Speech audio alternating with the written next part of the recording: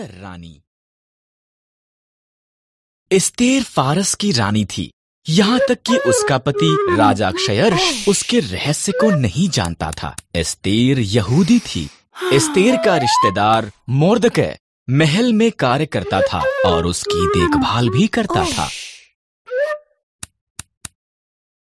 राजा क्षयर्ष के सलाहकार हामान ने एक बड़े इनाम को प्राप्त किया। वो बहुत घमंडी था। मोर्दकै के सिवा हर कोई उसके आगे सिर झुकाते थे। हामान अपमानित हुआ। उसने मोर्दकै और सभी यहूदियों को मारने की प्रतिज्ञा की। हामान ने क्षयर्ष को बताया कि यहूदी खतरनाक थे और उन्हें मारना चाहिए। क्षयर्ष सहमत हो गया और उन्हें मारने की एक योजना बनाई। मोर्दकै डर गया था और रानी एस्तेर को ये संदेश भेजा, राजा के मन को बदल।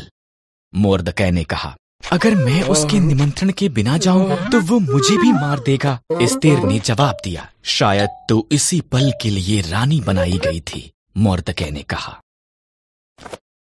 एस्तेर साहस के साथ ये प्रयास करने के लिए सहमत हुई। वो सिंहासन के कमरे में गई। राजा क्षयर्ष उसकी सुंदरता से चकित हुआ और उसे अंदर निमंत्रण दिया। क्या हम हामान के साथ रात का खाना खा सकते हैं? उसने पूछा।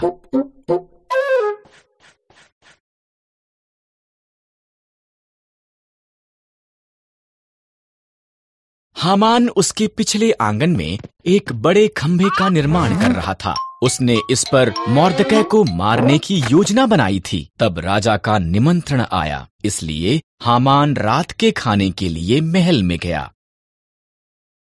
एक मनुष्य मुझे और मेरे लोगों यहूदियों को मारना चाहता है, एस्तेर ने राजा क्षयर्ष को बताया। कौन ऐसी बात करेगा? उसने पूछा। दुष्ट हामान। एस्तेर रोई। हामान, सिपाहियों, उसे मार दो।